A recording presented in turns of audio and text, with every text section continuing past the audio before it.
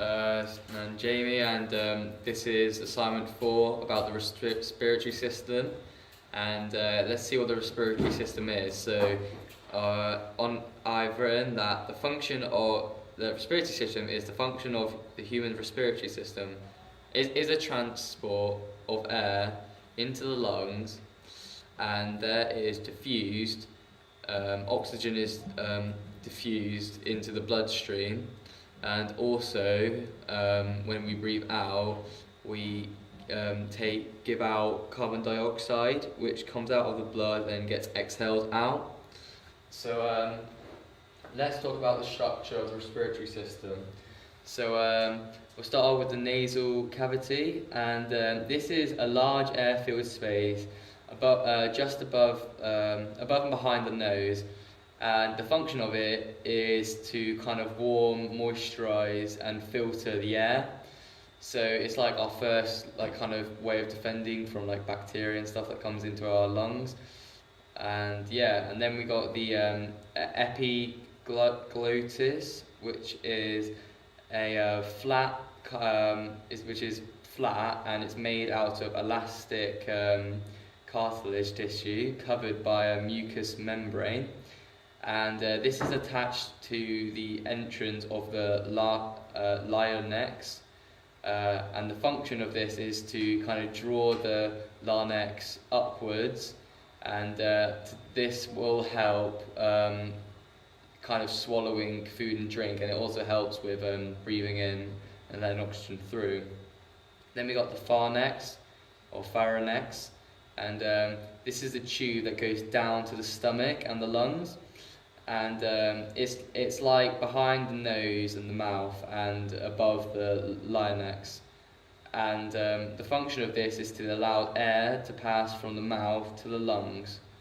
That's its job. And now we've got the larynx, this is also known as the voice box, and it's found in the neck at it's found in the neck of the tetrapods or tetrapods, and this is involved in breathing, and there's lots of these, so breathing can get as much oxygen into your body.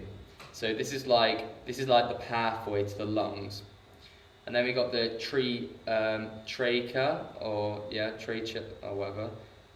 This is also known as the windpipe. This is a cartilaginous tube that keeps the lungs, larynx, the pharynx together. The function of this is to allow air to flow down to the lungs. Then we got the bronchus. This is an airway in the respiratory tract that conducts air into the lungs. The functions are just the fact that it is an extension of the windpipe and shuttles air to and from the lungs. Then we got the bronchioles. These are bronchus that go off the alveolar, and there's 2 on the left and 3 on the right. And the functions of these is to make sure that the air goes down the alveolar. And the alveolar is a tiny speck that allows oxygen and carbon dioxide to move around the lungs and the bloodstream. Now let's talk about the key parts of the lungs. First off, there's the lobes, and there are 5 lobes overall in the lungs. The right one has 3 lobes and the left has 2. The right has a middle lobe, and this is separated by the oblique fissure, and the left one only has a superior and inferior lobe. And the reason why there's a middle lobe is to allow the heart to have space to kind of beat and move about. Now we've got the pleural membrane. This is a thin membrane that is made up of 2 layers. The first layer is the outer layer, line, that's in the inside part of the rib, and the second layer is the inner layer, which is given the job of covering the lungs. Then we got the pleural cavity. Each lung is found in the pleural cavity, which is just like a big space surrounded by the lining of the pleural membrane. Then we got the parietal pleural, and this is found in the wall of the thoracic cavity, and it covers the surface of the superior diaphragm surface. It is also connected to the inner part of the thoracic cavity. Its function is to produce pleural fluid and to cover the inner layer of the chest wall. The pleural cavity is like the lungs, and the other organs are connected to this cavity. This is fluid-filled area that is made up of serous membrane. Then we got the visceral pleural, and this is a soft, moist, thin membrane tissue that sticks to the surface of the lungs. It's located in the inner chest wall and runs with the parietal pleural. And then pleural fluid. This is a fluid that keeps the pleural cavity lubricated so that the tissue layers can move over each other.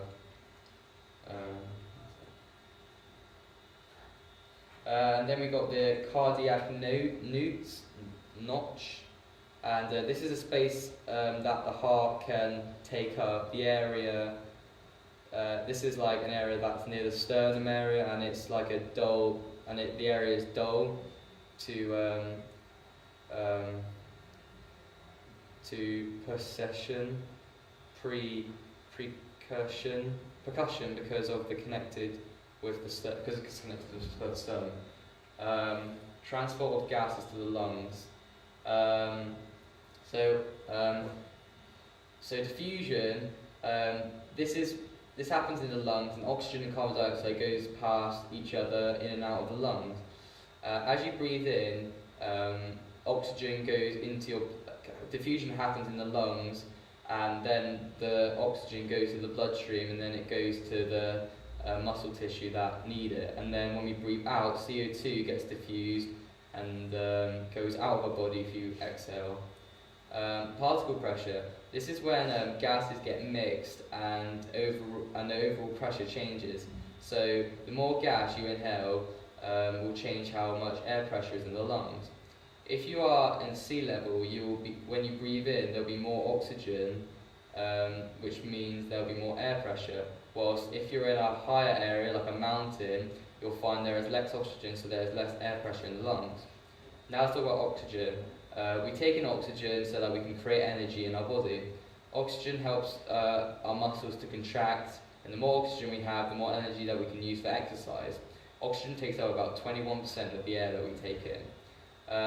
Carbon dioxide. When we breathe it out, our body gives out CO2, and this is not good for our body as it's a waste product, so we need to get it out of our body.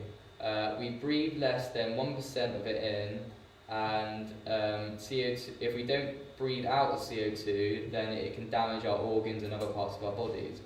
Hemoglobin. This is the part of the red blood cell that transport oxygen around the body. It's made up of a protein that takes in as much oxygen as possible, and it moves with the blood and takes it to the working muscles, and it just takes it to the muscles so the muscles can work more effectively and contract more. Oxyhemoglobin is just hemoglobin with oxygen in it, so it's just oxygenated hemoglobin. Now let's talk about the way we control our breathing. There is chemical control, this is controlled by chemoreceptors in the medulla, the aorta, carotid, and the carotid arteries. If the level of CO2 gets too high, the body will detect this, and the breathing rate will increase to allow oxygen to get into